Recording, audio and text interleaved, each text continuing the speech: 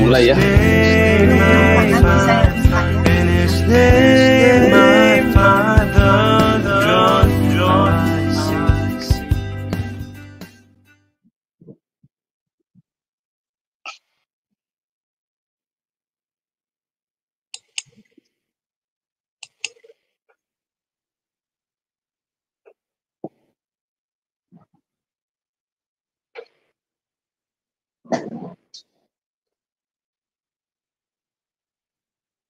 Shalom, shalom, selamat malam Bapak Ibu yang terkasih di dalam Tuhan Yesus. Tidak terasa hari ini hari Jumat ya, kita kembali lagi. Schedule-nya adalah pelajaran sejarah penebusan. Bapak Ibu yang terkasih, saya percaya Bapak Ibu yang haus akan kebenaran firman Tuhan pasti senang sekali untuk belajar, karena melalui pelajaran sejarah penebusan ini kita bisa masuk ke dalam Alkitab ya, jadi kita bisa mengetahui isi Alkitab itu secara detail. Baik Bapak Ibu, sebelum kita memulai acara ini, kita minta kepada Bapak Siagian Bayuwangi untuk memimpin kita di dalam doa pembukaan. Silakan Pak.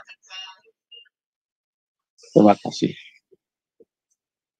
Kami bersyukur Tuhan pada malam hari ini kami boleh mengikuti pelajaran akan kebenaran firman-Mu. Tuhan, bukakan hati dan pikiran kami, agar kami semakin mengerti lebih dalam kebenaran firman-Mu Tuhan. Sehingga kebenaran firman-Mu boleh membawa berkat bagi kami, boleh berguna bagi diri sendiri, berguna juga bagi orang lain. Kami memberitakan kebenaran firman-Mu Tuhan Yesus. Tuhan, hamba-Mu yang sebentar akan memberitakan firman-Mu, memberikan pelajaran, kiranya bukakan hati dan pikirannya, agar semua apa yang diucapkan berasal daripada Engkau Tuhan Yesus. Semua kami yang mendengarkan, baik yang ada di Indonesia, di luar negeri, kiranya Tuhan campur tangan di dalam semua apa yang menjadi peralatan-peralatan diperlukan untuk terlaksananya acara ini Tuhan Yesus. Tuhan, ampuni semua dosa perbuatan kami yang kami sengaja maupun tidak kami sengaja, baik dalam pikiran perbuatan, agar kami layak di hadapan-Mu, layak mendengarkan firman-Mu. Di dalam nama Tuhan Yesus kami sudah berdoa dan mengucap syukur. Haleluya. Amin. Amin. Terima kasih Pak Siagian atas doanya ya. Baik Bapak Ibu, mari kita melihat profil dari dosen kita malam ini yang akan mengajarkan kita. Dipersilakan operator. Shalom semua, berjumpa kembali dengan tema Adonai. Dan pada kesempatan kali ini kita akan berkenalan dengan pembicara kita, yakni Bapak Pendeta Yudi M. Lengkong. Dan berikut adalah profil singkat dari beliau. Nama lengkap Pendeta Yudi PM Lengkong, Eskom, MDiv MTH Demin.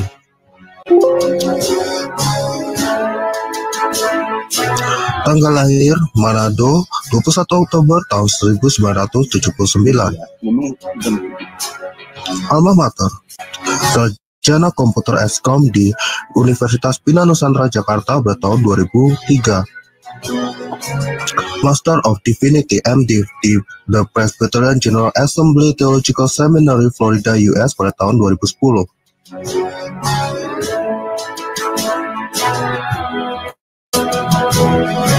Doctor of Ministry Demin di Perry Theological Seminary Florida US pada tahun 2015.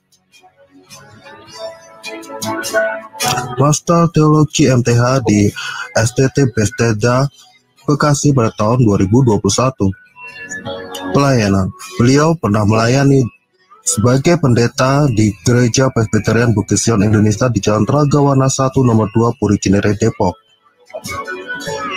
Pembicara seminar buku seri Sejarah Penebusan untuk Yayasan Damai Sejahtera Utama Depok. Dosen di STT Hagiasmos Mission Jakarta.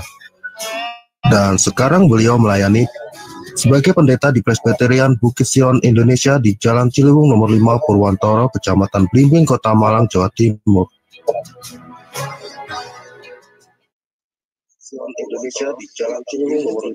Baik, terima kasih untuk operator yang telah menampilkan dari profil dari Bapak Pendeta Yudi Lengkong ya. Bapak Pendeta Yudi Lengkong adalah dosen yang mengajar dan dia sudah fasih untuk mengajarkan kepada kita mengenai pelajaran sejarah penebusan. Bapak Ibu, walaupun Anda setelah menjadi pendeta ataupun sudah menjadi anak Tuhan ya, mungkin sudah bolak-balik baca Alkitab Perjanjian Lama sampai Perjanjian Baru, percayalah Bapak Ibu. Bapak Ibu perlu memakai kacamata dari sejarah penebusan untuk melihat lebih dalam, lebih detail ya. Kayak seperti hari ini mengenai Raja Ahaz. Mungkin Bapak Ibu belum tahu kronologinya ya, bagaimana cerita yang lebih dalamnya. Mari Bapak Ibu, saya mengundang Bapak Ibu fokus ya kita mempelajari hari ini. Termasuk saya mau mengulangi pelajaran ini kembali dan saya mempersilakan kepada Pak Pendeta Yudi Lengkong untuk memaparkan pengajaran ini. Dipersilakan kan. Terima kasih Ibu Heni. Shalom Bapak Ibu sekalian. Saya bersyukur karena lewat kasih karunia Tuhan kita bisa bertemu kembali. Dan hari ini kita akan melihat mengenai, kita masih melihat tentang raja-raja di dalam silsilah Yesus Kristus. Secara khususnya kalau kita lihat silsilah Yesus Kristus pada periode yang kedua itu merupakan silsilah raja-raja. Jadi nama-nama raja dari keturunan Daud. Dan beberapa raja kita sudah memperhatikannya. Dan hari ini merupakan raja yang terakhir yang akan kita bahas. Sebenarnya ada banyak raja yang sangat menarik dan sangat mengajarkan kita hal-hal tentang jalan-jalan Tuhan dan bagaimana kehendak Tuhan di dalam sejarah penebusan. Akan tetapi karena kita tidak membahasnya secara detail satu persatu, jadi kita hanya mengambil beberapa raja dan ini merupakan raja yang terakhir. Dan mungkin jika ada satu kesempatan lagi, saya akan membawa kesimpulan dari sejarah raja-raja ini. Dan hari ini kita akan melihat mengenai Raja Ahaz. Raja Ahaz. Yang terakhir kita sudah belajar mengenai Raja Hizkia. Raja Hizkia, jadi nama papanya adalah Ahaz. Nama ayahnya adalah Ahaz dan kita sudah belajar mengenai kronologi dari pemerintahan Raja Hizkia. Lewat kronologi itu kita bisa mengetahui bagaimana Hizkia dia naik turun kehidupan iman dia, tetapi pada akhirnya dia berpegang kepada Tuhan. Tetapi ada hal yang fatal terjadi, dia memamerkan, menunjukkan segala ujung-ujung atau sudut-sudut istana raja, sehingga pada akhirnya di kemudian hari Raja Babel menyerang Yerusalem. Itu semua karena akibat kesombongan dari Hizkia. Nah, baik. Jadi hari ini kita akan melihat mengenai Ahaz, papanya Hizkia. Nah, Ahaz ini kurang enak untuk dibahas sebenarnya. Biasanya kalau kita ngobrol-ngobrol gitu ya, terus ada yang mau ngobrol mau ceritain tentang keburukan orang, kita kan pada akhirnya, awalnya semangat mendengar gitu ya. Oh ya, dia kayak gitu. Oh ya, waduh, ternyata dia. Tapi kalau terus dengar, akhirnya kita akan apa? Aduh, kapan ini berhenti dengar cerita ini? Gitu ya. Kita juga capek dengarnya, betul ya? Tetapi mau tidak mau, kita perlu mengenal tentang Ahaz ini. Ada suatu fakta yang jarang sekali diketahui oleh dunia kekristenan bahwa ada 5 tahun pemerintahan Ahaz itu menjadi 5 tahun pemerintahan yang tidak diakui Tuhan. Tidak diakui oleh Tuhan. Apa yang terjadi di dalam 5 tahun ini dan pesan apa yang bisa diberikan kepada kita? Ya, jadi dengan berdasarkan buku seri sejarah penebusan, seri yang keempat, Pemeliharaan yang Misterius dan Ajaib, yang ditulis oleh Pendeta Abraham Park. Beliau juga menuliskan seri sejarah penebusan dan memiliki visi misi bagaimana supaya kekristenan di dunia ini bisa maju, berkembang, dan intinya makin cinta Alkitab, ya. Dan kita lihat mengenai Ahaz ini, ya, Ahaz. Jika ada yang memiliki bukunya, jadi pelajaran hari ini berdasarkan buku seri yang keempat, Sejarah Perebusan, halaman 171 sampai 182. Kemudian ada juga itu 169 dan 170. Ini dibedakan karena berdasarkan urutan pembahasan. Baik, kalau kita lihat periode kedua silsilah Yesus Kristus itu, Raja-Raja Yehuda memerintah dan Pendeta Abraham Pak menyusun secara terperinci mengenai tahun-tahunnya. Kalau kita lihat di layar, ada background, ini bagan tahun-tahun pemerintahan dari Raja-Raja Yehuda Selatan. Di sini kita bisa melihat siapa yang memerintah bareng siapa, siapa masih ketemu sama siapa, dan apa yang terjadi di antaranya. Ini merupakan penyusunan sistematis yang pertama di sepanjang sejarah dunia. Belum ada ahli teologi manapun yang melakukan penelitian yang sedemikian detail. Mengapa demikian? Karena kitab Raja-Raja dan kitab Tawarik memiliki tantangan tersendiri. Ada banyak raja-raja, tidak begitu banyak informasi mengenai mereka, akan tetapi hal ini lebih diperrumit dengan tahun-tahun, bahkan tahun pembanding. Mungkin Bapak Ibu ketika baca, yang sudah baca Alkitab, khususnya kitab Raja-Raja dan Tawarik, pernah mendengar istilah ini. Ketika raja ini menjadi raja di Yehuda Selatan, itu adalah tahun kesekian dari raja siapa? Dari Israel, gitu. Raja Israel katanya. Dalam bahasa Indonesia itu cuma dibilang Raja Yehuda dan Raja Israel. Dulu saya nggak tahu itu Raja Yehuda, Raja Israel loh, bukannya mereka sama-sama, gitu ya. Akan tetapi ternyata mereka terbagi dua, gitu ya. Israel di bagian utara, jadi disebut sebagai the Northern Kingdom of Israel, jadi Israel utara. Kemudian the Southern Kingdom of Judah, jadi Yehuda Selatan. Ya, di dalam buku sejarah perebusan langsung dicatat sebagai Israel utara, Yehuda Selatan. Nah, Pendeta Abraham Pak itu menyusun dengan terperinci, dengan detail tentang kronologinya.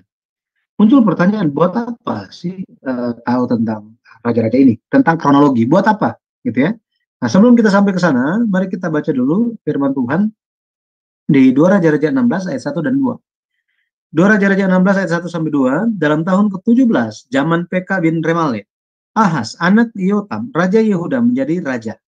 Ahaz berumur 20 tahun pada waktu ia menjadi raja, dan 16 tahun lamanya ia memerintah di Yerusalem. Ia tidak melakukan apa yang benar di mata Tuhan Allahnya seperti Daud bapa leluhurnya. Oke, ya jadi kita lihat di sini ada tentang Ahaz. Nama papanya adalah Yotam. Ya, Yotam. Dia cucu dari Uzia. Oke. Ada yang bertanya, buat apa mempelajari tahun-tahun yang muncul dalam Alkitab? Mengapa itu merupakan suatu hal yang penting? Yang pertama, tujuannya adalah untuk menampakkan kebenaran fakta bersejarah. Apa adanya. Jadi ada 3 tujuan. Kenapa penting mempelajari tahun-tahun yang muncul dalam Alkitab? Yang pertama, untuk menampakkan kebenaran fakta bersejarah apa adanya. Mengapa demikian? Di zaman sekarang ini, sangat penting apa yang menjadi fakta dan apa yang bukan fakta. Itu sebabnya perlu yang namanya data-data yang tepat, gitu ya. Kalau kita lihat banyak video-video muncul, entah videonya tahun kapan, tiba-tiba muncul, pada akhirnya menyebabkan kebingungan. Nah, sama seperti itu, di dalam Alkitab, tahun-tahun itu kita perlu melihatnya secara kronologis sehingga kita tahu seperti apa fakta bersejarah di zaman tersebut. Akhirnya kita lihat bahwa, oh ya benar apa adanya benar, gitu ya. Yang kedua, untuk menampakkan pekerjaan pemeliharaan Allah dalam sejarah dan tidak terlewat begitu saja. Maksudnya apa? Ketika kita memperhatikan tahun-tahun raja-raja ini atau tahun-tahun dalam Alkitab, kita bisa melihat bahwa Allah campur tangan dalam sejarah. Bukan sejarah dunia saja, tetapi sejarah umatnya. tidak terlewat, tetapi Allah memelihara. Ya, memelihara. Jadi menampakkan pemeliharaan Allah. Makanya ditulis tahun-tahunnya. Maksudnya apa? Contoh, Daud berumur 30 tahun ketika dia menjadi raja. Artinya, selama 30 tahun ini Allah benar-benar menyertai dia. Jadi kita bisa melihat Allah campur tangan, ya, bahkan dalam sejarah global. Yang ketiga, tujuannya apa? Untuk menampakkan penyelenggaraan penebusan Allah bagi kita yang hidup saat ini. Jadi ketika kita mengetahui kronologinya, kita mempelajarinya, maka akan muncul suatu maka kebenaran Alkitab itu, kebenaran itu akan menjadi hidup bagi kita. Nah, kalau kita baca begitu saja tanpa memahami tahun-tahun, maka kita akan lihat itu sebagai apa? Angka saja. Oh, dia jadi raja sekian lama, oke, ya sudah selesai. Apa yang bisa kita sadari? Tidak ada, betul ya? Tetapi ketika kita mempelajarinya, menyadarinya, maka kita akan memahami seperti apa rencana Allah di zaman itu dan apa hubungannya dengan kita yang hidup hari ini. Nah, makanya banyak hamba-hamba Tuhan menghindari berkhotbah tentang raja-raja, apalagi tahun-tahunnya. Kenapa? Karena itu kekhawatiran apakah masih signifikan, masih relevan dengan zaman sekarang. Nah, tapi kita bisa melihat bahwa justru Alkitab diberikan bagi kita supaya kita bisa sadar. Tetapi bagaimana bisa sadar? Kebenarannya saja kita masih terbolak-balik gitu ya. Jadi bersyukur kita bisa mempelajari kehidupan Ahaz dan kita pun bisa memperhatikan kehidupan seperti apa yang Ahaz jalani dan nasihatnya itu bagi kita itu apa, ya. Baik, kalau kita lihat mengenai Ahaz, tahukah Bapak Ibu bahwa Alkitab mencatat bahwa dia menjadi raja di 3 tahun yang berbeda. 3 tahun yang berbeda. Jadi dikatakan misalnya di 2 Raja-Raja 17 ayat 1, Ahaz menjadi raja. Ya, dikatakan bahwa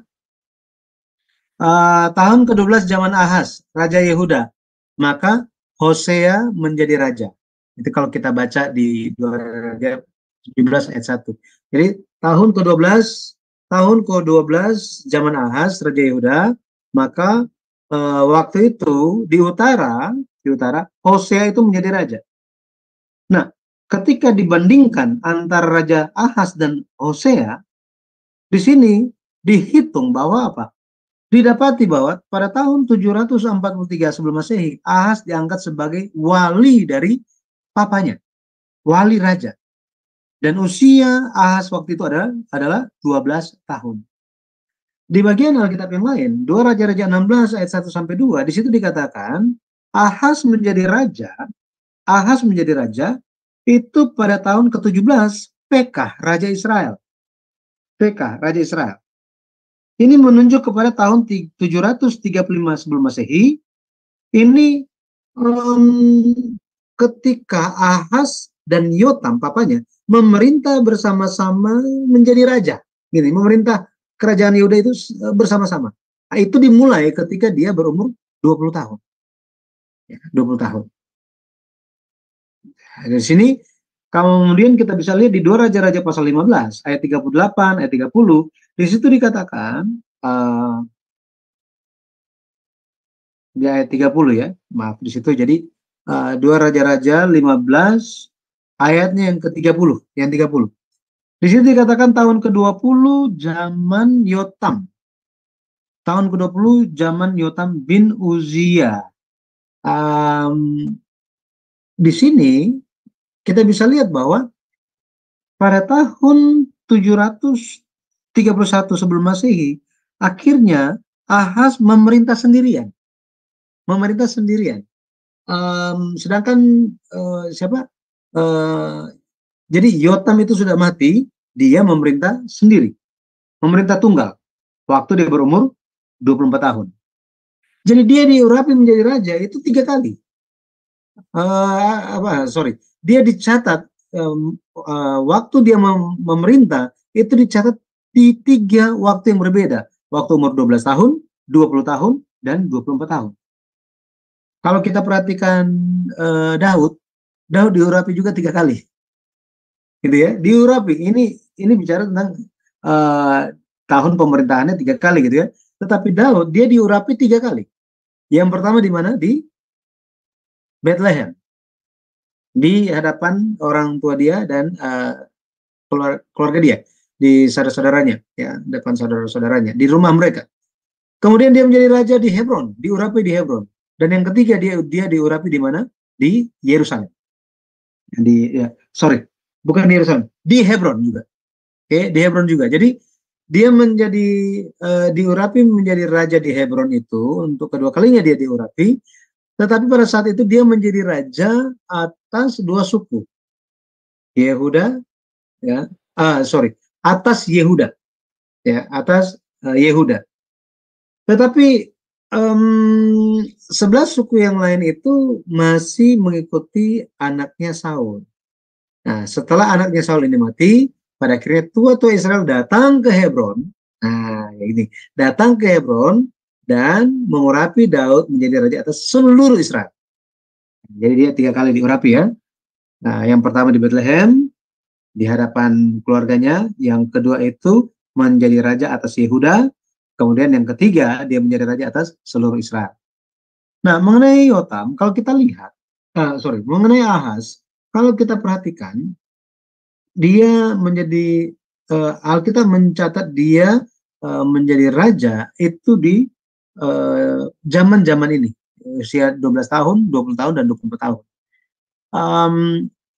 Kalau kita perhatikan, ya, kalau kita perhatikan di dalam, kalau kita mundur sebentar gitu ya, mundur sebentar mengenai Yotam, mengenai papanya Yotam, ini pun sebenarnya memiliki suatu keanehan pencatatan. Dari mana kita bisa lihat? Ya, kita mundur sebentar ya, kita bahas tentang papanya si Ahaz yang bernama Yotam. 2 Raja-Raja 15 ayat 32 sampai 33 dikatakan, dalam tahun kedua zaman Pekah bin Remalia, Raja Israel, Yotam, anak Uzia, Raja Yehuda, menjadi raja.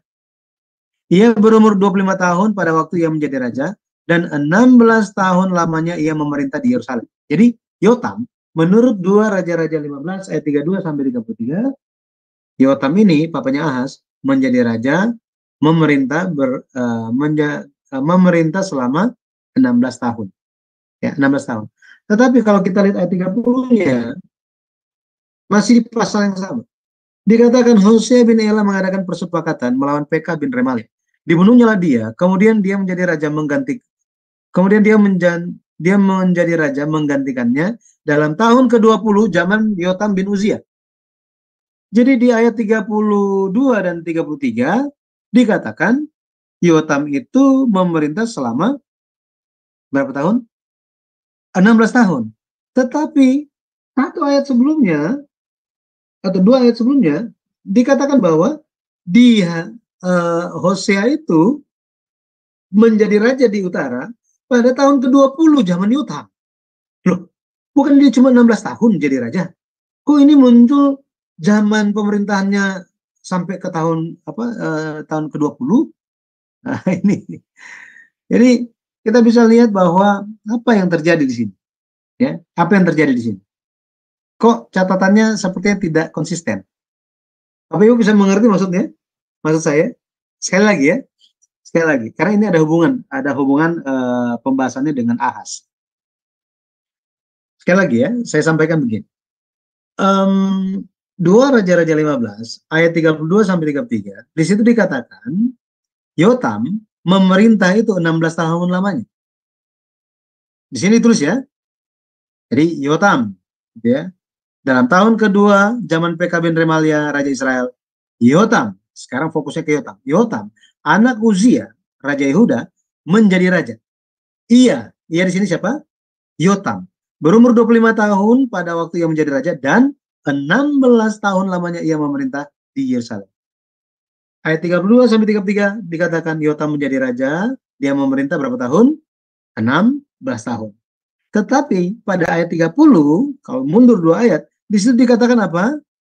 Hosea membunuh PKH itu, kemudian di utara ya, di kerajaan Israel Utara, Hosea melawan PK, membunuh PK yang raja di utara, kemudian Hosea ini menjadi raja, tahun keberapa katanya?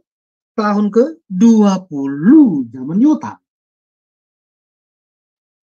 Di sini dikatakan Yotam itu memerintah sampai tahun ke-20, istilahnya muncul tahun ke-20, sedangkan ayat 32 dan 33 dikatakan Yotam hanya memerintah 16 tahun.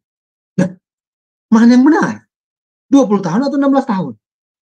Menurut Bapak Ibu yang mana yang benar? Benar kan? Karena hal seperti ini Alkitab diserang dan mereka bilang apa? Ahli teologi liberal bilang apa? Oh, makanya Alkitab orang Kristen, Alkitab itu memang ada salah. Alkitab memang salah, terima aja apa adanya. Tetapi tidak demikian. Alkitab ditulis karena ada tujuan. Jika kita tidak paham, memang karena apa? Tuhan belum singkapkan kepada kita. Itu saja. Gitu ya. Tetapi tidak ada kesalahan dalam Alkitab. Firman Tuhan benar adanya. Jadi apa maksud ini?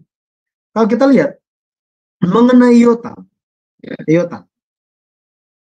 Tadi, ini ya kan? Ya, ini saya sudah sampaikan tadi.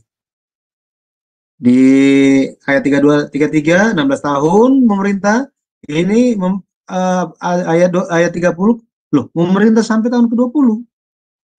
Jadi maksudnya ini apa ini? Maksud pencatatan ini apa? Maksudnya begini, dari tahun 735 sebelum Masehi sampai 731 sebelum Masehi, ini dicabut dari masa ini, dicabut, tidak diakui oleh Tuhan. Masa pemerintahan resmi yang dijalankan oleh Ahaz maupun Yotam. 5 tahun pemerintahan bersama antara Ahaz dan Yotam, Ahaz dan papanya Yotam, ini dikeluarkan. Tuhan tidak mengakuinya. Wah, pertanyaannya kenapa? Betul ya? Kenapa? Kenapa Tuhan, misalnya begini, kita telah belajar ketika mempelajari silsilah Yesus Kristus di bagian pertama, periode pertama, bahwa zaman perbudakan di Mesir, Tuhan tidak catat generasi-generasi atau keturunan-keturunan yang hidup di zaman perbudakan itu. Kemudian, di zaman hakim-hakim, Tuhan tidak catat nama-nama generasi-generasi yang hidup di zaman hakim-hakim. Tuhan skip semuanya dari silsilah Yesus Kristus. Ini seperti ketika ada sejarah, ada di dalam sejarah suatu bangsa, sejarah keluarga, ada sesuatu yang buruk terjadi, sampai-sampai apa? Kita tidak mau ingat tentang hal itu. Tidak mau ingat tentang hal itu. Kira-kira seperti ini. Jadi Tuhan melihatnya, Tuhan kayak nggak mau lihat mengenai hal itu. Sampai-sampai apa? 5 tahun ini tidak diakui oleh Tuhan. Padahal mereka sementara hidup memerintah. Bayangkan. Ya. Kalau misalnya kita memaksakan zaman sekarang gitu ya. Misalnya gitu kan. Misalnya saya menjadi pendeta misalnya udah 3 tahun. Tiba-tiba Tuhan bilang, oh cuma 2 tahun kamu jadi pendeta. Waduh, yang 1 tahunnya kemana gitu. Betul ya? Nah, kira-kira seperti ini maksudnya. 5 tahun lamanya. Kenapa demikian? Nah, kenapa demikian? Alasannya karena kerajaan Yehuda diinjak-injak oleh bangsa kafir dan banyak rakyat yang mati. Ini merupakan sejarah tragis dari kerajaan Yehuda sampai Tuhan tidak akui. Ya, tidak akui mengenai hal ini. Nah, ini. Bagaimana kita memahami hal ini? Jadi kita bisa memahami begini.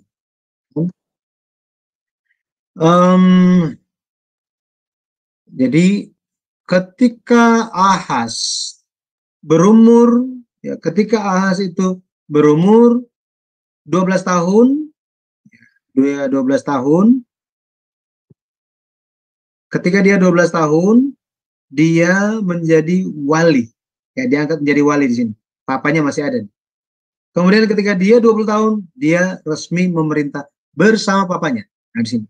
Tetapi sejak waktu itu, Nih, sejak waktu itu Tuhan tidak menganggap ini 5 tahun ini sampai apa? Yotam mati.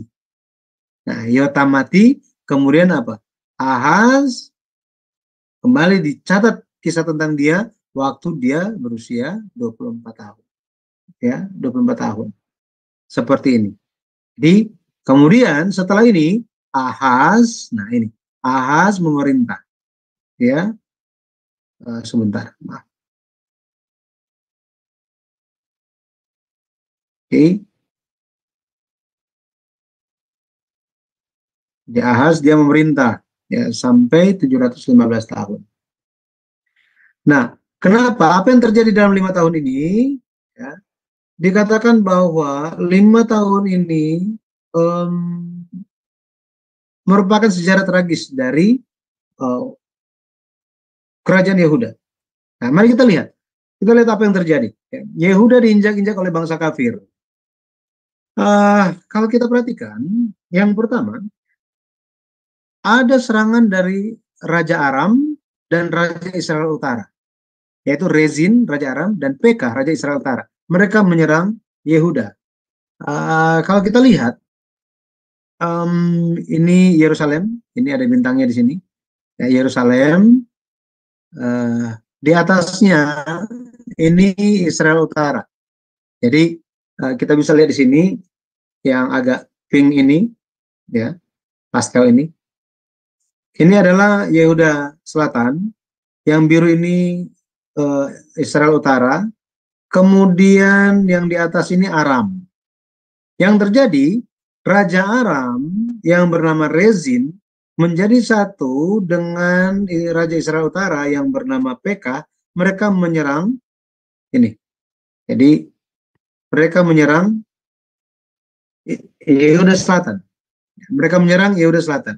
Dan pada waktu itu kalau kita lihat, Rezin itu menawan banyak sekali orang Yehuda. 2 Tawarik 28 ayat 5 mencatat hal itu. 2 Tawarik 28 ayat 5. Kemudian Pekah juga. Pekah itu membunuh 120.000 kesatria Yehuda dan menawan 200.000 rakyat Yehuda. Dan apa yang terjadi pada waktu itu? Pada waktu itu kedua raja tersebut, ya Raja Israel Utara dan Raja Aram, mereka bermaksud untuk menghancurkan keturunan Daud. Jadi keturunan Daud itu pokoknya dimusnahkan semuanya. Lalu angkat anak Tabel, ini orang luar, bukan orang Yehuda, bukan suku Yehuda, sebagai raja untuk gantiin Ahaz. Ya, Ahaz. Itu ditulis di kitab Yesaya. Yesaya pasal 7 ayat 5-6.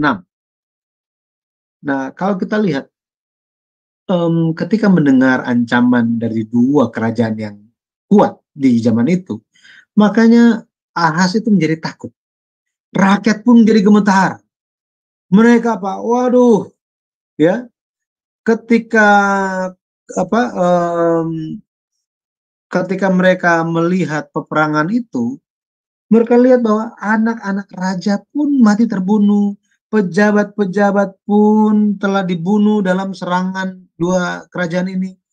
Jadi apa yang menjadi tujuan Raja Aram dan Raja Israel Utara hampir terwujud, gitu ya, hampir terwujud.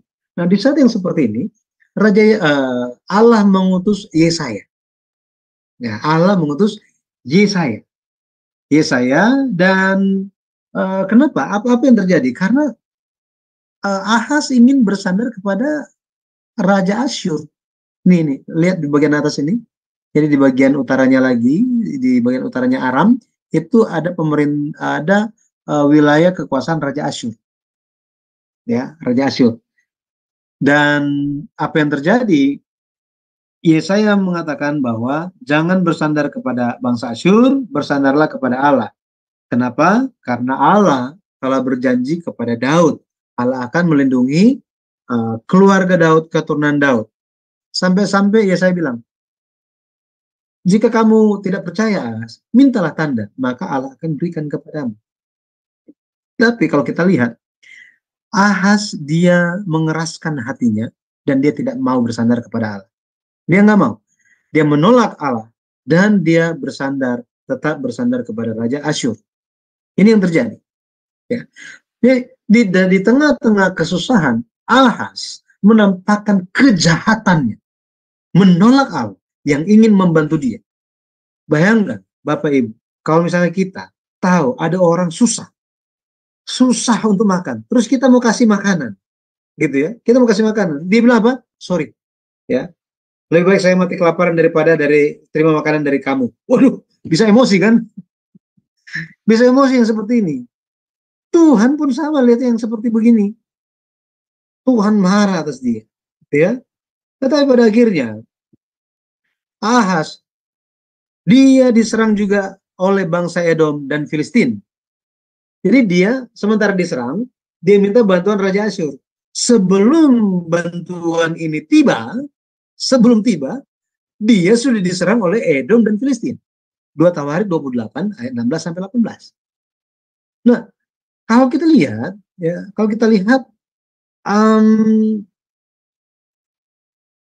jadi dari Asyur, ya, Raja Asyur ini menyerang Aram. Setelah dia menyerang Aram, dia menyerang Israel Utara. Jadi apa ya? Ketika mendengar kabar bahwa Raja Asyur setuju mau membantu Ahaz, Ahaz sangat gembira. Apalagi dia melihat bahwa Raja Asyur sudah mengalahkan Aram, membunuh Raja Aram, kemudian juga menyerang Israel Utara, sehingga ada banyak rakyat di Israel Utara itu ditawan juga oleh Raja Asyur. Jadi di sini Ahaz melihat, wow, ternyata nggak perlu Tuhan, Saya minta bantu Raja Asyur juga bisa berhasil.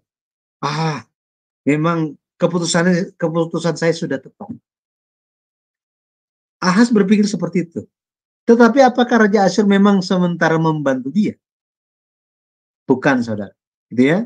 Jadi yang Raja Asyur sedang lakukan adalah Raja Asyur sedang memperluas wilayah penaklukannya, kekuasaannya. Ini yang Raja Asyur sedang lakukan. Jadi ketika Raja Asyur itu sementara menyerang Aram, menyerang Israel Utara, apa yang terjadi? Yang terjadi adalah Filistin menyerang Yerusalem. Kemudian Edom menyerang Yerusalem. Ini yang dari wilayah selatan. Menyerang mereka. Pada akibatnya banyak orang ditawan juga. Dan kota-kota strategis dari Yehuda itu banyak direbut oleh musuh. Kenapa? Kenapa hal itu terjadi? Kenapa Allah membiarkan hal itu terjadi? Kenapa Allah membiarkan Ahaz dan Yehuda Selatan menderita sedemikian rupa? Itu karena Ahaz menolak Tuhan. Dia mengandalkan manusia. Kita pernah dengar firman Tuhan yang berkata apa? Terkutuklah mereka yang bersandar kepada manusia. Ya, harus bersandar hanya kepada Tuhan saja. Tetapi kita bisa melihat bahwa Tuhan membuat orang-orang yang sombong, orang-orang yang tidak taat kepada firman Tuhan, seperti Ahaz itu, seperti rakyat Yehuda itu, menderita. Supaya apa? Supaya mereka bertobat. Supaya mereka rendah hati, berbalik kepada Tuhan. Ini tujuan Tuhan. Ya, tujuan Tuhan. Ahaz tetap tidak mau memahami dan tidak berusaha menyadari hal ini. Ya. Yang terjadi apa? Yang terjadi, bangsa Asyur yang dimintain bantuan justru makin menyesakkan Yehuda Selatan. Menyesakkan. Ini. 2 Tawarik 28 ayat 20. Nah, Raja Asyur dia sudah menerima banyak sekali sumbangan, gitu ya, hadiah dari Ahaz. Bukannya nolong, justru dia makin tekan Yehuda. Jadi kita bisa lihat bahwa ya pada akhirnya Asyur, pengharapan dari Ahaz ini justru apa yang diharap ini berbalik dan menyerang dia, menekan dia. Banyak peringatan dari Allah ya, yang disampaikan kepada Raja Ahaz, tetapi ia tetap tidak merendahkan hatinya, dia tidak bertobat, dia tidak bersandar kepada Allah. Mazmur 146 ayat 3 sampai 5. Sangat penting bagi kita untuk bersandar kepada Allah. Sangat penting. Ya. Bahkan di zamannya di masa yang seperti ini, bayangkan dia sementara ditekan oleh Raja Asyur. Dia sudah mengalami penderitaan karena Raja Aram, Raja Israel Utara, diserang juga oleh orang Filistin dan orang Edom. Ditekan oleh Raja Asyur yang sudah dia kasih banyak hadiah. Tahu apa yang dia lakukan? Apa yang Ahaz lakukan? Dia lebih dan makin berdosa kepada Tuhan. Makin berdosa kepada Tuhan. Apa yang dia lakukan? Bayangkan. Yang pertama, dia memberikan persembahan korban kepada Allah orang Damsyik, Allah orang Aram. Kemudian dia mengumpulkan perkakas-perkakas rumah Tuhan dan hancurkan. Dia menutup pintu rumah Tuhan supaya tidak ada ibadah. Dia membuat mezbah-mezbah di seluruh penjuru Yerusalem. Bahkan apa? Nggak cukup di sini, Bapak Ibu. Nggak cukup di sini. Ada satu, kalau kita lihat, Ahaz, dia waktu itu dia pergi ke wilayah Damsyik, di wilayah Aram, gitu ya. Dan ketika dia di sana, dia melihat bait atau tempat penyembahan dari orang Aram, orang Damsyik, itu bagus sekali, megah sekali. Dia jatuh cinta kepada mezbah-mezbah itu, ya. Dan apa yang dia lakukan? Dia suruh gambar denahnya, apa semuanya, karena dia ingin mendirikan mezbah yang sama. Di mana? Di bait suci Salomo. Bayangkan. Itu yang dia lakukan. Yang dia lakukan, gitu ya. Dia suruh imam besar untuk bangun mezbah penyembahan dewa Asyur di dalam bait suci Tuhan. 2 Raja-Raja 16 ayat 17. Bayangkan Bapak Ibu. Masih kurang jahatnya. Masih kurang ini. Masih ada lagi kejahatan dia. Dia sangat agresif. Bapak Ibu lihat ini. Ini saya ambil dari referensi buku ke-9 yang disusun oleh Pendeta Abraham Park. Ini referensi ya. Referensi buku ke-9 ya. Kita baru buku ke-berapa ya? Buku ke-4. Jadi buku ke-9 saya ambil. Ini merupakan kalau bahasa Indonesia itu dibilang laut, ya, laut. Istilah Indonesia laut. Ini sebuah bab berisi sangat besar, sangat banyak air. Ya, ini ada 12 lembu. Di atas 12 lembu itu dibikin bejana yang luar biasa besar. Dari tembaga, bayangkan. Ini ada gambarnya ya. Dulu kita bersyukur sekarang ada gambarnya. Dulu nggak ada gambarnya, sangat kesulitan saya dalam menjelaskannya. Tetapi ada gambarnya, puji Tuhan. Pendeta Abraham susun seperti ini. Nah, itu dari tembaga, diameternya itu 4,5 meter. Jadi bayangkan kamar kita atau apartemen kita. Segede itu. Kelingnya 13,6 meter. Tinggi 2,2 meter. Daya tampungnya itu 45.000, sekitar 45.420 liter air. Bayangkan kalau kita lihat tangki-tangki Pertamina yang lewat itu, yang gede. Gitu ya. Jadi banyak sekali. Apa yang dilakukan? Karena Ahaz sangat ingin membangun mezbah berhala orang Damsyik itu, dia suruh apa? Pindahin barang ini. Pindah jauh-jauh. Nggak ada gunanya ini. Ganti, taruh apa di situ? Taruh bait mesbah penyembahan berhala orang Aram, orang Damsyik. Sangat-sangat jahat. Di sini kita bisa lihat apa?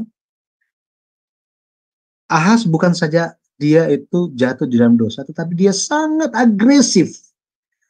Bapak Ibu tahu militan ya? Ya kira-kira kayak gitu. Wah, dosa apa lagi ya? Dosa apa lagi ya? Dosa apa lagi ya? Apa lagi ya? Jadi dia sangat-sangat berusaha dengan giat untuk berdosa. Wah, ini sangat parah kan ya? Makanya 5 tahun kekosongan itu ya terjadi. Tetapi itu terjadinya ketika Ahaz sementara memerintah bersama dengan Yotam. Yotam ini adalah raja yang baik, Bapak Ibu. Raja yang apa? Baik. Tetapi Yotam tidak ada daya dan dia hanya lihat anaknya berbuat dosa saja. Jadi kita kembali lagi, gitu ya. Lihat bagian ini, Yotam memerintah selama 16 tahun. Ya, 16 tahun. Kalau kita lihat ya dari sini ada 5 tahun kekosongan. Ini pun adalah pemerintahan bersama antara Yotam dan Ahaz. Ya, Yotam dan Ahaz. Jadi pemerintahan bersama dari tahun ini 735, 735, 734, 733, 732, dan 731. Jadi setiap tahun ini dihitung. Ya, termasuk semuanya. Maka kita bisa melihat di sini apa ya? Yotam dia itu kalau kita lihat, kita bandingkan ya mengenai Yotam. Yotam papanya Ahaz ini. Kita lihat papanya Ahaz ya. Yotam itu dia baik ya, dia baik, dia berjalan di jalan Tuhan tanpa berubah dari awal sampai akhir. Bedanya apa? Bapak Ibu tahu, masih ingat papanya Yotam siapa? Itu adalah Uzia. Uzia. Jadi papanya Yotam atau kakek dari Ahaz bernama Uzia. Siapa Uzia ini? Uzia yang itu loh, yang kena kusta karena dia ingin memberikan persembahan di hadapan Tuhan. Dia ingin memberikan korban, ya, memberikan persembahan di hadapan Tuhan. Padahal itu adalah tugas dari para imam, gitu ya. Tetapi karena dia memaksakan hal itu, dia ada kesombongan, akhirnya dia kena kusta, gitu ya. Itu Uzia. Nah, kehidupan Yotam itu berbeda dengan leluhurnya, ya. Yotam dia itu berjalan di jalan Tuhan dari awal sampai akhir. Sayangnya apa? Cuma dia sendiri. Hanya dia sendiri yang hidup di jalan Tuhan. Rakyat masih ada dosa di hadapan Tuhan. Ya, ini Yotam. Dibandingkan dengan leluhurnya, papanya Yotam ini, yang kakeknya Ahaz, itu ya memulai dengan baik, tetapi tahun-tahun terakhir melawan Tuhan dalam hal memberikan persembahan. Makanya kena kusta. Kemudian kakeknya Yotam itu Amazia, raja yang jahat. Yoas ini raja yang jahat. Tetapi kalau kita bandingkan, gitu ya, kalau kita bandingkan mengenai Yotam ini, peristiwa tahun-tahun ini, tahun-tahun 5 tahun ini kekosongan, itu adalah ketika Yotam berusia dari umur 40 sampai 44. Ya. 40 sampai 44. Kalau kita baca di 2 Raja-Raja 15 ayat 35 sampai 37, dikatakan begini. Jadi ini tentang Yotam ya. Dia hidup benar, ya, hanya dia enggak datang ke bait suci aja. Dikatakan, namun demikian, bukit-bukit pengorbanan tidaklah dijauhkan. Bangsa itu masih mempersembahkan dan membakar korban di bukit-bukit itu. Ia mendirikan pintu gerbang tinggi di rumah Tuhan. Selebihnya dari riwayat Yotam, apa yang dilakukannya, bukankah semuanya itu tertulis dalam kitab sejarah raja-raja Yehuda? Mulai zaman itu, nah di sini, mulai zamannya siapa? Yotam. Mulai zaman itu, Tuhan menyuruh Rezin Raja Aram dan Pekah bin Remalia menyerang Yehuda. Jadi tadi yang kita bahas tadi adalah seolah-olah Aram, Rezin dan Pekah ini, Raja Aram dan Raja Israel Utara, hanya mereka menyerang itu terfokus kepada pemerintahan Raja Ahaz. Seperti itu ya. Tetapi ternyata apa? Mereka menyerang di zamannya Yotam. Satu ayat lagi kita lihat. 2 Raja-Raja 16 ayatnya yang ke-5. Di situ dikatakan, pada waktu itu majulah Rezin Raja Aram dan Pekah bin Remalia Raja Israel untuk memerangi Yerusalem. Dan mereka mengepung Ahaz. Tetapi mereka tidak dapat mengalahkan dia.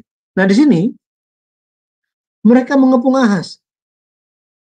Di sini kita bisa mengerti bahwa ketika Yotam dan Ahaz itu memerintah bersama-sama,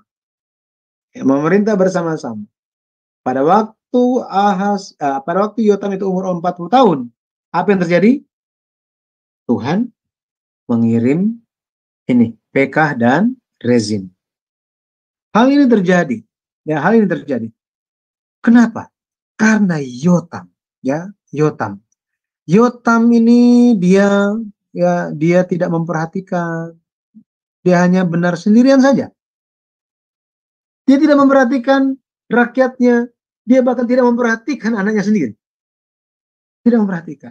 Makanya Alkitab dengan sengaja. Ini kalau dibaca, kalau kita lihat ini ya, loh, di sini di dua raja ini, Raja Aram dan Raja Israel Utara, itu menyerang di zamannya Yotam. Loh, di sini di zamannya Ahaz. Di ayat yang berbeda. Loh, jadi di zamannya siapa dua raja ini menyerang Yerusalem? Menyerang Yehuda. Ini bisa membingungkan. Tetapi lewat pembahasan kita malam hari ini, kita bisa tahu apa? Ini adalah peristiwa yang sama. Menyerang tempat yang sama. Tetapi pada waktu itu, Yotam dan Ahaz memerintah bersama-sama. Jadi pada akhirnya kalau kita lihat, seperti apa Ahaz dibandingkan dengan leluhur dia, gitu ya. Ahaz, kalau kita lihat, dia hidup menurut kelakuan raja-raja Israel, raja-raja penyembah berhala. Bahkan dia membuat patung tuangan. Jadi bukan orang yang bikin, bukan dibawa dari luar. Dia sendiri bikin berhala. Bayangkan, dia bikin berhala, dia ciptakan sendiri. Dia bakar anak-anaknya sebagai korban bakaran. Bayangkan. Dia bakar anaknya sendiri. Waduh, ini suatu praktek yang sangat-sangat jahat. Sangat-sangat jahat. Sebelumnya nggak ada yang begini. Nggak ada. Dan dia memberikan persembahan korban di bukit-bukit pengorbanan, di tempat-tempat tinggi, di bawah setiap pohon yang rimbun. Jadi kalau misalnya ada 1 juta pohon rimbun di Israel, di Yehuda Selatan, maka ada 1 juta mesbah penyembahan berhala di Yehuda. Bayangkan, sangat-sangat jahat, sangat aktif kejahatannya. Udah setan bener dia ini. Seperti itu. Dia seperti membuka diri, ya inilah saya. Ya memang jadi penuh dengan setan gitu, ya, kejahatan. Uzia, ya kakek dia, raja yang memulai tapi ya memang melawan Tuhan. Pada akhirnya Yotam baik seumur hidupnya. Anaknya dia, bayangkan anaknya dia. Ini Hizkia beruntung karena dia tidak dibakar gitu ya, jadi korban. Ini Hizkia sangat-sangat bersyukur. Kenapa? Ketika dia tahu saudara-saudara dia itu pergi dibakar sama papanya sendiri, dia bisa selamat. Dia bersyukur di hadapan Tuhan. Iya kan? Kan dia tahu mengenai hal ini. Papa dia sendiri yang lakukan. Ya. Jadi ketika Raja Ahaz itu sementara jahat-jahat, dia hidup, waduh, full gaspol apanya? Gaspol dosa dan kejahatan. Anaknya mendapat pengaruh yang baik. Dari siapa? Siapa? Hizkia itu mendapat pengaruh dari Yesaya. Betul ya? Yesaya. Maka bersyukur di tengah-tengah dosa dan kejahatan dunia yang begitu gelap ini, masih ada hamba-hamba Tuhan yang setia mau doakan kita, ya. Masih ada rekan-rekan pelayanan yang mau melayani kehendak Tuhan, ya. Jadi kalau kita lihat, ya, Ahaz dia hidup, ya, dia melakukan perbuatan keji. Kata keji itu, kekejian yang ditujukan kepada Ahaz, bahasa Ibraninya itu adalah toeba, memuakkan, menjijikkan. Jadi semua tindakan Ahaz itu membuat Allah itu pengen muntah. Allah pengen muntah, ya, karena penyembahan berhala. Jadi hari ini pun sama. Ketika kita sementara menjalankan kehidupan iman kita, ya, tetapi di saat yang sama kita sedang terpesona kepada dunia, gitu ya, maka pada akhirnya penyembahan kita pun yang terbagi mendua hati itu membuat Tuhan pengen muntah jadinya. Nah itu. Jadi kita harus berjaga-jaga mengenai hal ini, ya, berjaga-jaga mengenai hal ini. Kita bercermin lewat mereka, gitu ya, lewat Raja Ahaz dan Yotam ini. Kesimpulannya, kita bisa lihat bahwa krisis pewarisan iman ini membawa perubahan yang sangat drastis dalam keluarga. Ya, benar ya? Kalau kita lihat krisis pewarisan iman, Yotam dia seharusnya memastikan iman yang dia miliki sudah ada pada anaknya, penerus kekuasaan, pemerintahan. Tetapi dia tidak memperhatikannya. Pada akhirnya, perubahan yang sangat drastis.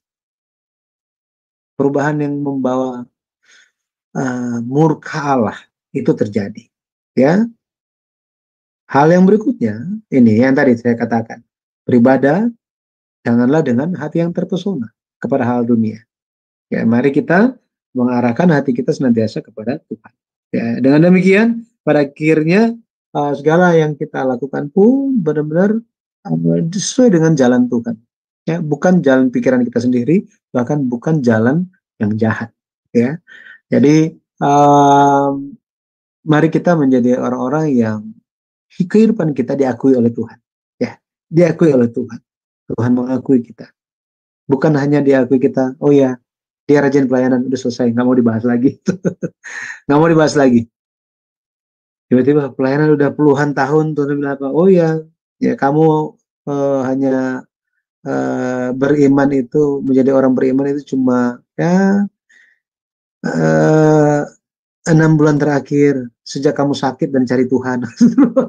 Waduh, itu kan, padahal saya sudah percaya, sudah rajin puluhan tahun, tapi ternyata Tuhan belum cuma 6 bulan. Benar ya? Ya, pada akhirnya mari kita menjalani suatu kehidupan yang berkenan di hadapan Tuhan. Kehidupan yang diakui oleh Tuhan, kehidupan yang penuh dengan berkat. Ya, carilah Tuhan selama ia berkenan ditemui, lakukanlah hal yang berkenan kepada Tuhan, lakukanlah sesuai dengan kehendak Tuhan. Pada akhirnya kita akan diakui.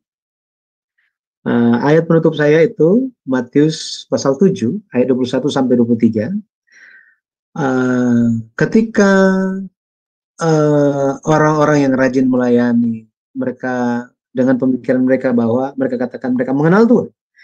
Mereka telah lakukan banyak hal. Mereka telah usir setan, sembuhkan orang.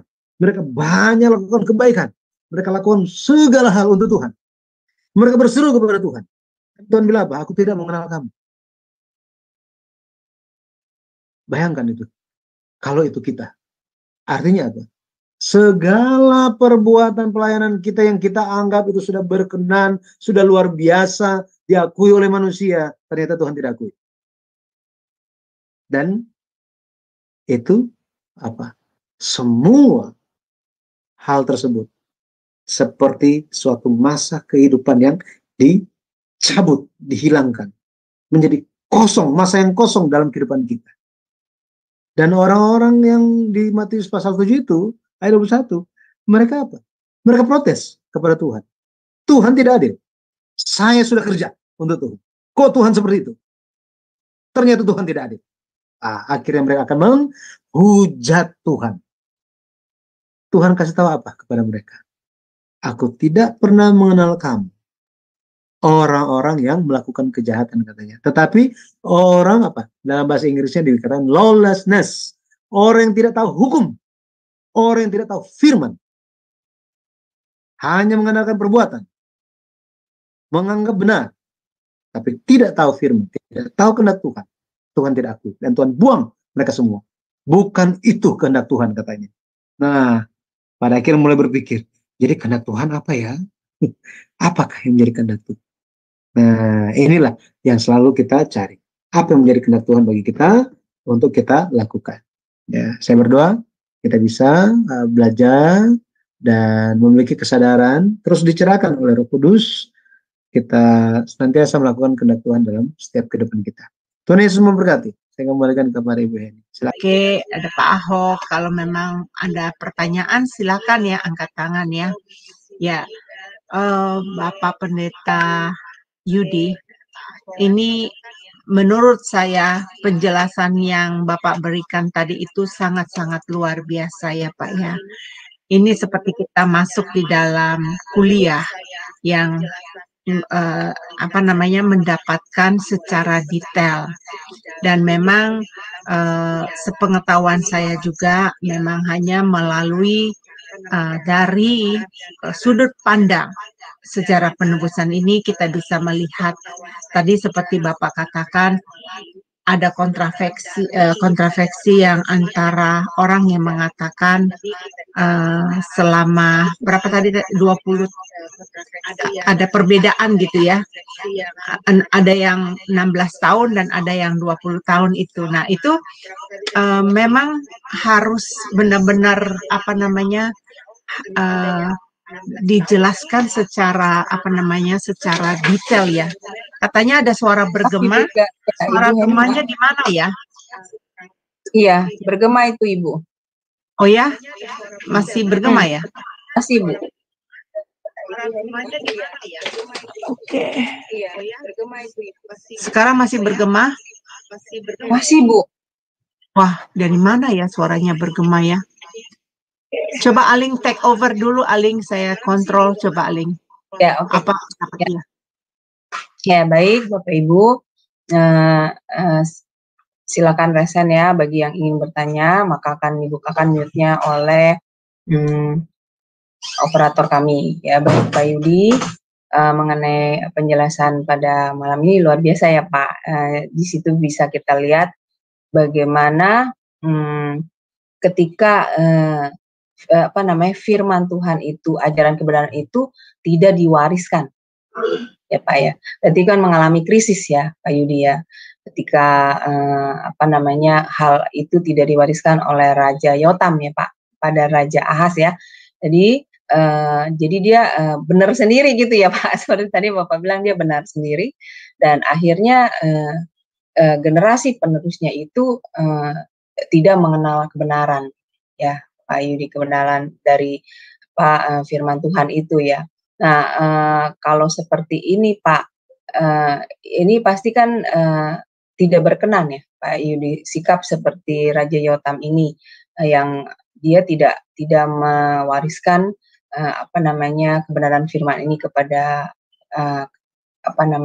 anaknya. Nah, ini bagaimana Pak Yudi? Apakah Tuhan juga tidak menyukai ya Pak, tidak berkenan ya dengan apa yang dilakukan oleh Raja Yotam ini? Ya, bagaimana Pak Yudi? Silakan.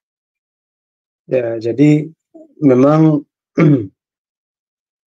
Tuhan itu, kita perlu lihat hal ini dari sudut pandang sejarah penebusan, bahwa Tuhan hendak, apakah tujuan Tuhan dalam menggelar sejarah penebusan itu? Itu adalah sejarah penebusan itu adalah untuk tujuan utamanya adalah supaya Yesus datang, Mesias datang dan menjalankan pekerjaan penyelamatan. Tetapi Tuhan datang, ketika Tuhan datang itu benar-benar dia ingin supaya Dia datang melalui orang-orang yang memegang perjanjiannya, ya. Tetapi dalam faktanya, di dalam sejarah penebusan, ada orang-orang yang seharusnya menjadi saluran atau menjadi suatu channel, suatu lorong untuk kedatangan Tuhan. Justru orang-orang ini yang ingin menghambat atau ingin satu, dia tidak mau tahu, dia tidak peduli, dan dia sepertinya apa ya, dia tidak tahu lagi tentang tujuan itu apa, dia hanya fokus kepada dirinya sendiri. Dalam hal ini mengenai Yotam, dia kembali lagi, dia fokus, yang penting saya benar, nggak apa-apa, yang penting saya yang benar, it's okay. Orang lain seperti apa ya, itu masing-masing lah ya, penyelamatan ya, sorry ya, tetapi ya itu masing-masing, yang penting ini, atau yang penting saya sudah ajarkan, itu terserah dia, tinggal imannya dia. Dan sudah apa? Ya Tuhan, saya sudah lakukan tugas saya. Nah, nggak bisa begitu. Benar-benar kita harus sampaikan apa yang bisa kita katakan, tetapi kita perlu mengingat mereka di dalam doa kita. Nah, seperti ini. Jadi, karena seharusnya Yotam itu dia melihat bahwa kerajaan, janji Tuhan itu adalah kerajaan Daud, buyutnya dia, itu tidak akan terputus. Pokoknya mereka akan melanjutkan pemerintahan sebagai raja selama mereka hidup di jalan Tuhan. Itu sebabnya Yotam, dia seharusnya sadar bahwa apa? Dia tidak menjadi raja untuk selama-lamanya. Karena dia hanya seorang manusia. Maka dia perlu mempersiapkan anaknya. Jadi dia persiapkan anaknya. Ketika umur 12 tahun, oke, kamu jadi raja ya. Gitu ya, latihan sekarang dari papa. Tetapi dia hanya dia hanya memperhatikan, mempedulikan mengenai hal bagaimana memerintah dengan baik. Itu saja. Iman dari anaknya yang bernama Ahaz itu, dia tidak perhatikan. Itu sangat-sangat disayangkan. Kalau zaman sekarang ini, itu seperti orang tua yang hanya ingin anaknya berhasil, sukses di sekolah, tetapi nggak sukses di gereja. Oh, ada juga seperti ini ya, Pak Yudi, kasusnya. Oh ya. Pernikahan. Ya, baik seperti itu. Iya, ada juga kasusnya seperti ini ya, Pak Yudi, pernikahan antar pasangan yang beda agama ya. Ya kan, ada kan banyaknya terjadi ya Pak zaman sekarang. Nah, lalu kemudian ketika menikah, pasangan ini membebaskan anak-anaknya ini memilih agamanya menurut keinginan mereka sendiri. Nah, ini juga sebenarnya termasuk hal yang seperti tadi Pak Yudi ajarkan ya, bahwa mewariskan imannya itu ya dengan salah ya, seperti itu ya Pak Yudi kira-kira. Itulah Yotam modern zaman sekarang, ya kan? Itu Yotam modern. Saya juga pernah bertemu dengan keluarga yang seperti itu. Mereka bilang, ya keluarga kami memang begitu, ya memang papanya juga seperti itu, nggak ke gereja juga. Akhirnya dibilang anak-anaknya dia, ya terserah kalian mau yang mana. Ya saya juga nggak bisa apa-apa, saya diam saja. Yang penting saya doa.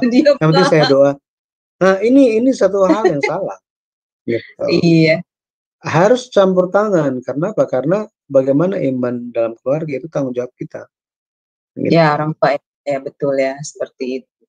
Jadi prinsip kebinekaan tunggal ikan dalam kerohanian itu tidak boleh berlaku ya sebetulnya. Itu salah penerapan itu. Salah penerapan. Baik. Terima kasih. Semoga Bapak Ibu yang mendengar ini bisa mendapatkan pencerahan ya mengenai pertanyaan. Ya, baik. Mantap, ini ada Pak Siagian.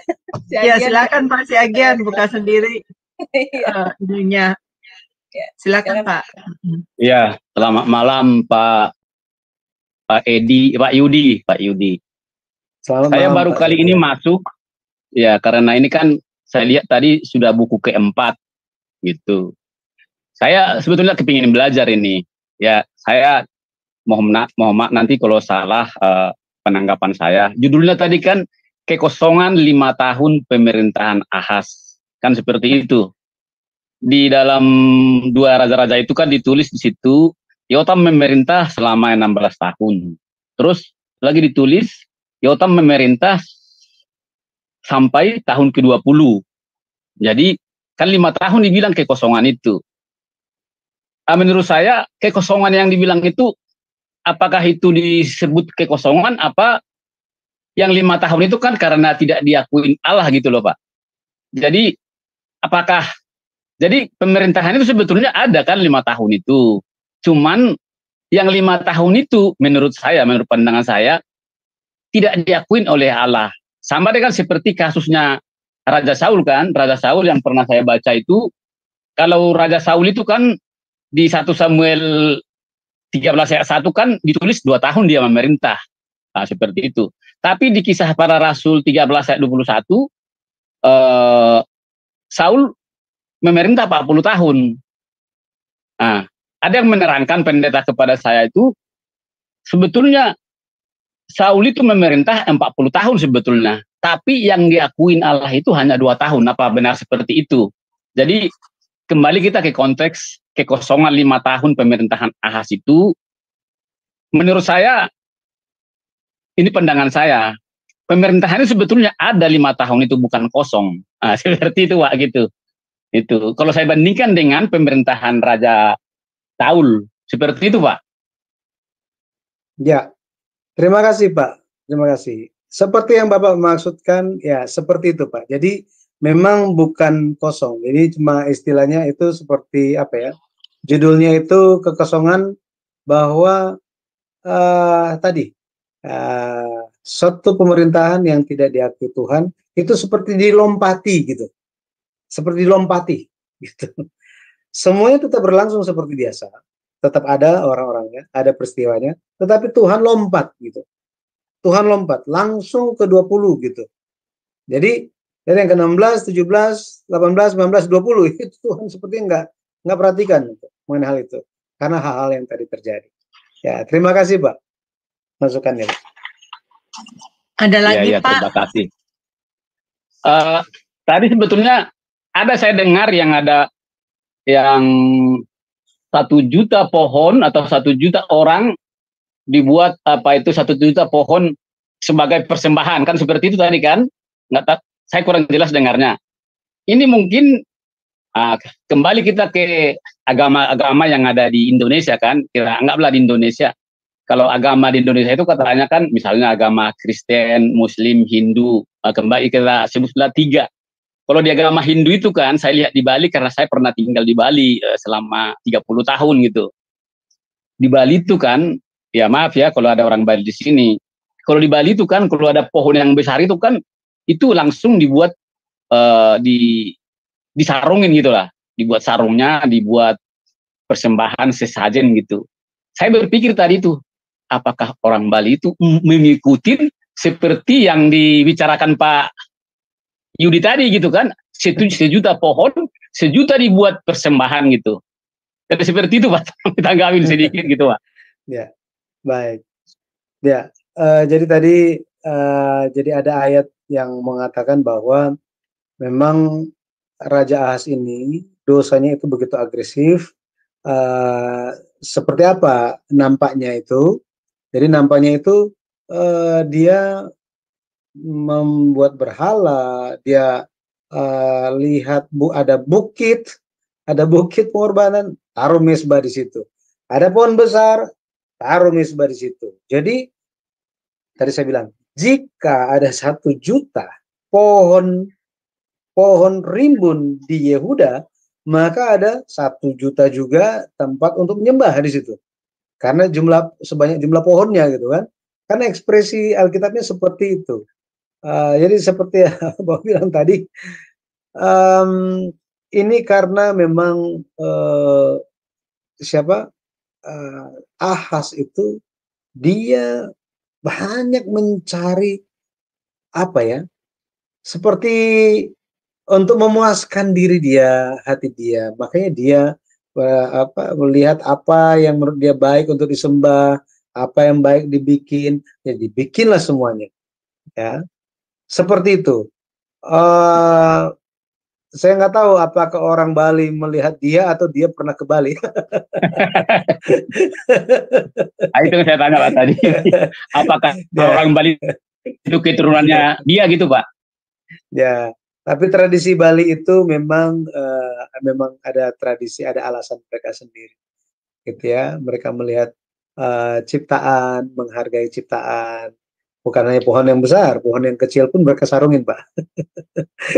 Saya perhatikan begitu, karena ini kayak yang kecil juga ada yang mereka sarungin gitu.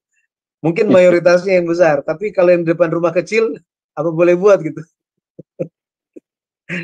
Ya, tapi mungkin itu ada alasan tersendiri bagaimana orang Bali mereka melakukan hal itu. Nah, itu saya kurang begitu jelas kenapa. Ya, Terima kasih Pak masukannya Pak. Iya, nanti yang lain dulu bertanya, kalau saya dikasih kesempatan bisa sampai malam ini. Nggak apa-apa Pak, masih boleh Pak. Silakan Pak, satu lagi, silakan. Kalau mau. Itu tadi kan yang mau kita pelajari ini kan masalah raja-raja. Itu saya pernah baca itu yang masalah Saul itu kan sebetulnya apa benar itu Raja Saul itu sebetulnya sudah ditetapkan Tuhan raja sampai seumur hidupnya selama-lamanya gitu. Tapi karena perbuatannya itu, karena perbuatannya tidak mengindahkan perintah Tuhan, jadinya dia diputus kerajaannya itu. Seperti itu yang saya baca dan juga yang pernah saya dengar seperti itu. Apa benar seperti itu Pak? Mungkin nanti kita di tahap selanjutnya apa gimana gitu. Apa bisa dijelaskan seperti itu biar tambah ini yang saya baca ini masalah Raja Saul ini gitu Pak. Itu aja pertanyaan saya satu lagi. Baik Pak, terima kasih Pak Syagi ya. Jadi mengenai Saul, ada yang bilang begini, Tuhan nggak menentukan Saul menjadi raja, Tuhan menentukan Daud.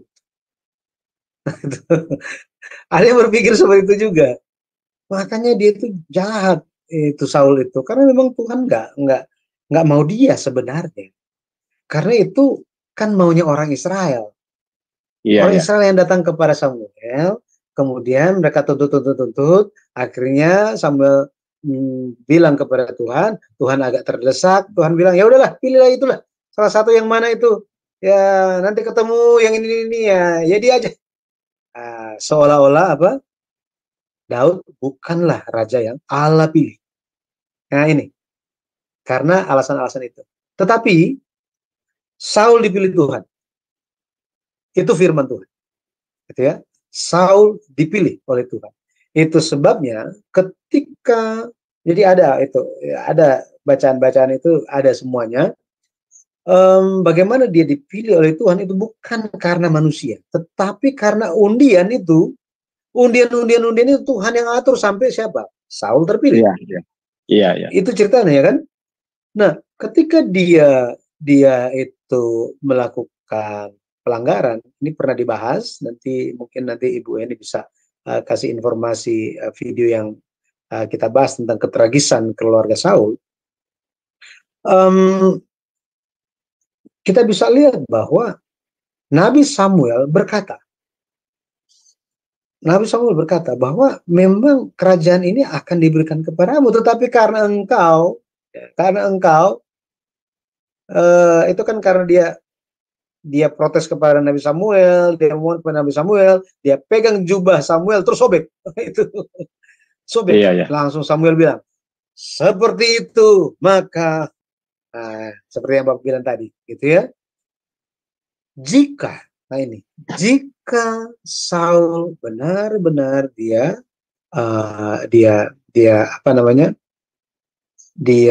ikut, dia taat kehendak Tuhan, maka Tuhan dia akan tetap menjadi raja, gitu ya. Dia akan tetap menjadi raja. Ini kita berandai-andai kan ya, benar ya, karena ini semua nggak tertulis. Tetapi Tuhan bilang engkau akan menjadi raja untuk seterusnya, katanya. Betul ya? Mungkin akan ada yang tanya, loh kalau dia menjadi raja dari suku Benyamin, sedangkan janji Tuhan adalah lewat Yehuda.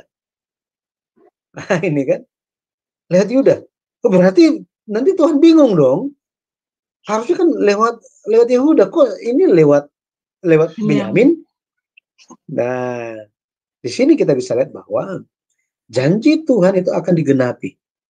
Pasti digenapi dengan cara Tuhan dan dengan cara yang telah ditetapkan oleh Tuhan. Itu Tuhan kita. Satu hal yang kita pikir, bagaimana mungkin itu terjadi? Betul ya? Bagaimana mungkin itu terjadi? Kan Tuhan janjinya itu akan datang, Mesias akan datang dari Yehuda. Tapi kok lagi lewat Benjamin? Ya kan? Ingat bahwa yang datang itu adalah siapa? Mesias. Kembali lagi ya. Mesias. Yesus datang lewat Yehuda. Itu sudah ditetapkan. Gitu ya. Tetapi Allah bekerja membangkitkan raja dari suku mana untuk memerintah, membimbing umat Tuhan.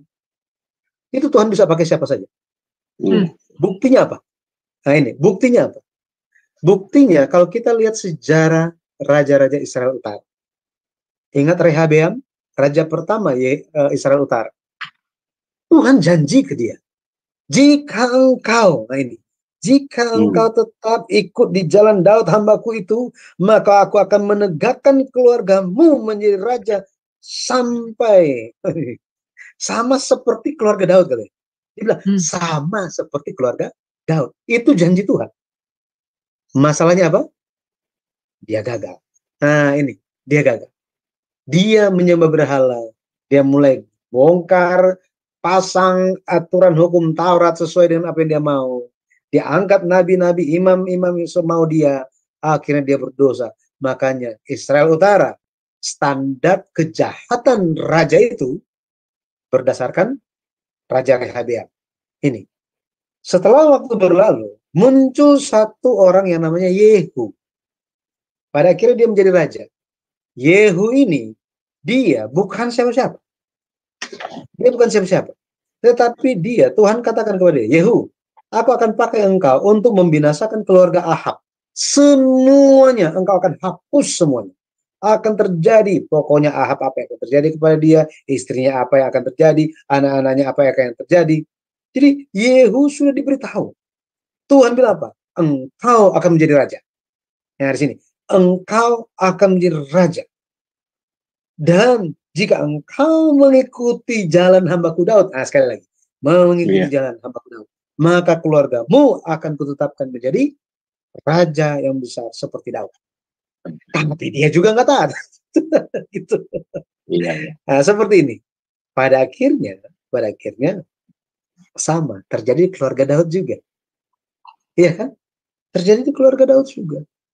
Yosia, raja yang luar biasa hebatnya. Luar biasa hebat. 4 anaknya, tidak satu pun yang benar. Satu pun, gak ada yang benar. Akhirnya Tuhan bilang apa? Selesai. Aku bilang, sudah janji kepada Daud. Daud, jika engkau, keturunanmu, hidup di jalanku, maka aku akan menjaga engkau. Keturunanmu tidak akan terputus menjadi raja. Si Raja Daud pun dia berikan pesan yang sama kepada Salomo. Sebelum Daud mati, dia nggak kasih wasiat yang lain-lain. Dia cuma bilang kepada Salomo, Salomo, aku akan mati. Jika engkau hidup di jalan Tuhan, engkau taat kepada firman-Nya, maka engkau akan disertai, engkau akan berhasil, tidak akan putus kerajaan. Tetap jika engkau berbalik daripadanya, engkau akan terima hukuman. Tuhan itu adil. Benar ya? Dia itu adil. Nggak mungkin dia itu cuma kasih, oh dia bikin salah, tutup mata aja. Oh dia lakukan bagus. Dia lakukan dosa, tutup mata aja. Itu bukan Tuhan yang adil. Sama seperti orang tua kan? Orang tua menegur. Sama, Tuhan pun lakukan itu. Tetapi di zaman raja, di zaman anak-anak Yosia menjadi raja, bergantian. Ternyata apa? Ternyata mereka hidup jahat di mata Tuhan. Pada akhirnya Tuhan menggenapi apa yang dinubuatkan kepada Nabi Yesaya. Nabi Yesaya. Bayangkan, ini nubuat ini bukan nubuat bukan hanya Nabi Yeremia, Daniel, Yehezkiel yang hidup di zaman pembawaan ke Babel. Yeremia itu dia hidup di zaman Yosia. Itu Nabi Yeremia. Jadi dia mengalami reformasi iman yang luar biasa, reformasi gereja yang hebat sekali, reformasi agama yang hebat di zaman Yosia. Ini reformasi terakhir sejak Daud.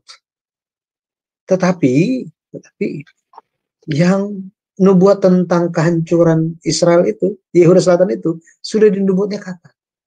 Ratusan tahun sebelum mereka. Sekitar 200-an tahun sebelum mereka. Ini, Tuhan itu adil, apa adanya. Jadi seperti tadi, apakah Tuhan menjanjikan itu? Ya, Tuhan janjikan. Jika dia hidup benar, Tuhan akan membangun kerajaan yang hebat lewat Saul. Sayangnya enggak. Gitu, Pak Syagian. Ya. Ya. Iya. Terima kasih Pak penjelasannya Pak. Terima kasih Tuhan memberkati. Wow, luar biasa ya, nggak terasa sudah malam ya. Kita enak sekali berbincang-bincang ya, asik kalau kita belajar firman Tuhan ini. Seperti Pak Siagian ini orang yang teliti, orang yang ingin mau tahu tentang sejarah Alkitab, fakta sejarah Alkitab ya. Tapi buat Pak Siagian jangan khawatir, Bapak bisa pergi ke channel saya Omihen. Channel Omihen ini kayak gini Pak. Nah, di sini nih nanti di playlistnya itu ada pelajaran-pelajaran ya Pak. Jadi Bapak bisa lihat di playlistnya lebih lengkap. Karena kalau di Cahaya Firman itu baru diisi belum semuanya. Jadi nanti Bapak bisa pergi ke channelnya Omihen ini. Jangan lupa di-subscribe ya Bapak Ibu. Dan Bapak Ibu bisa melihat pelajaran dari buku 1, buku kedua, buku ketiga yang sudah dipelajari ada di playlistnya saya buat ya. Ada di sini. Itu aja informasinya. Nah, Pendeta Yudi luar biasa ya Raja Ahaz ini ya. Biasanya ya di masa sulit orang-orang tuh mengandalkan Tuhan. Wah, saya udah bentok nih. Saya kayaknya nggak bisa melakukan perkara ini tanpa Tuhan. Pasti sadar mereka membutuhkan Tuhan. Tapi Ahaz ini luar biasa malah melawan Tuhan, tambah memberontak dia ya. Tambah dia melawan Allah gitu loh. Nah, kemudian saya melihat ya karena Raja Ahaz ini betul-betul dia tidak bersandar kepada Allah. Jadi kekejaman yang dia buat itu ya luar biasa. Kalau di kampung saya dikatakan orang yang jahat begini udah kesetanan. Katanya di kampung saya kalau orang yang melakukan kejahatan itu kalau udah nggak melakukan kebaikan, oh udah kesetanan kamu katanya gitu. Jadi memang betul udah dirasuki sama kuasa kegelapan ya Raja Ahaz ini. Jadi kita belajar ya teman-teman dari peristiwa yang dialami oleh Raja Ahaz ini. Jangan kita mengikuti jejaknya. Nah, untuk lebih lanjutnya kita dengarkan last statement ya, statement terakhir dari Bapak Pendeta Yudi sebelum menutup kita di dalam doa. Siapa tahu kita dapat wejangan istilahnya ya, nasihat bagaimana kita membangun pilar kerohanian kita supaya kita jangan meniru Raja Ahaz. Silakan Pak Pendeta Yudi.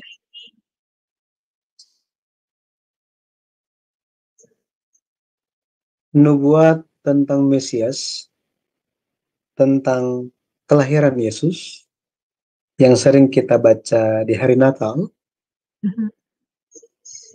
Yesaya 9 ayat yang ke-6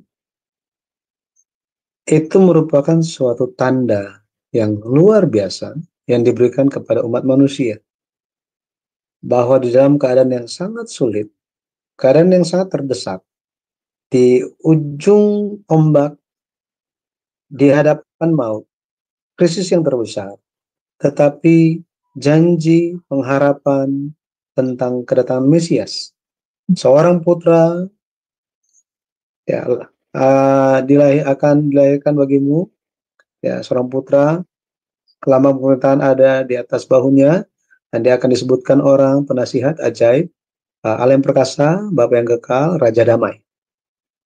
Ini merupakan nubuat yang luar biasa, suatu firman yang sangat-sangat menghibur, yang sangat melegakan.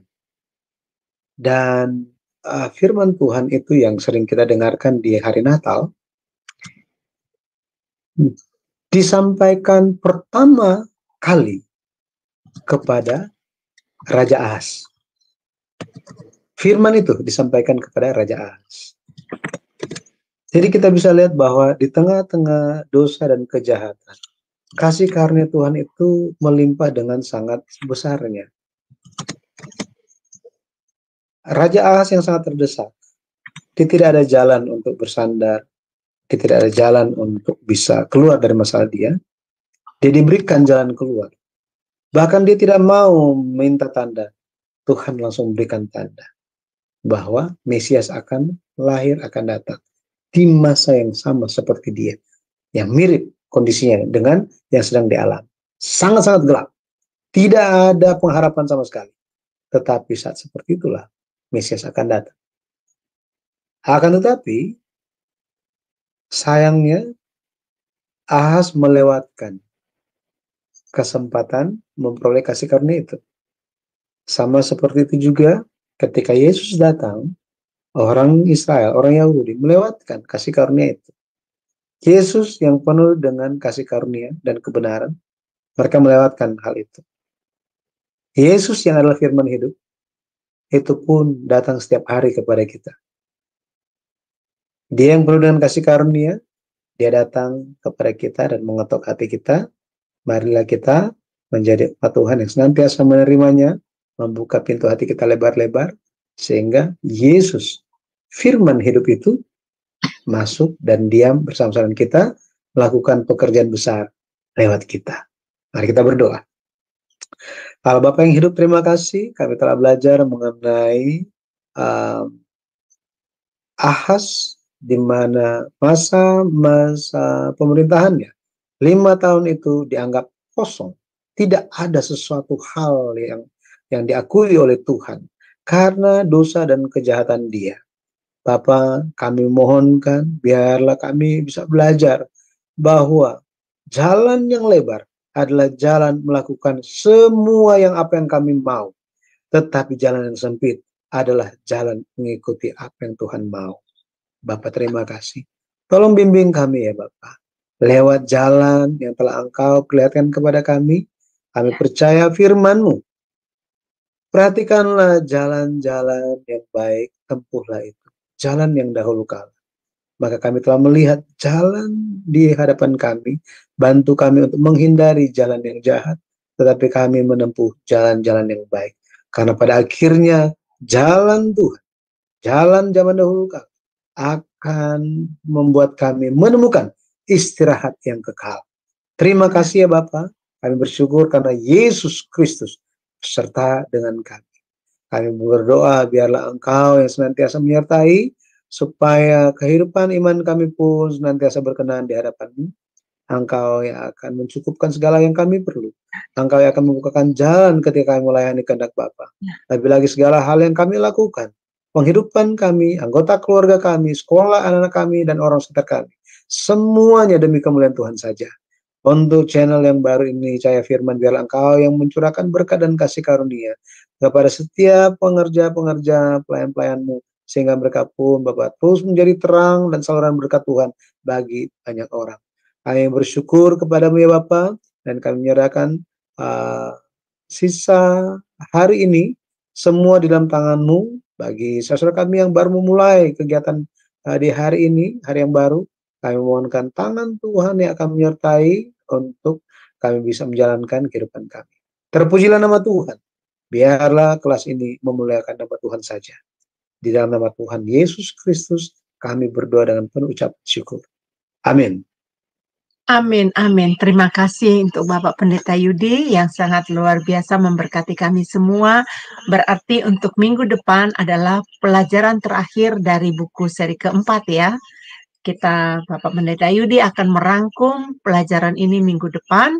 Jadi Bapak Ibu kembali lagi bersama-sama kami di Jumat yang akan Jumat depan supaya kita bisa mengetahui apa rangkuman dari buku seri yang keempat.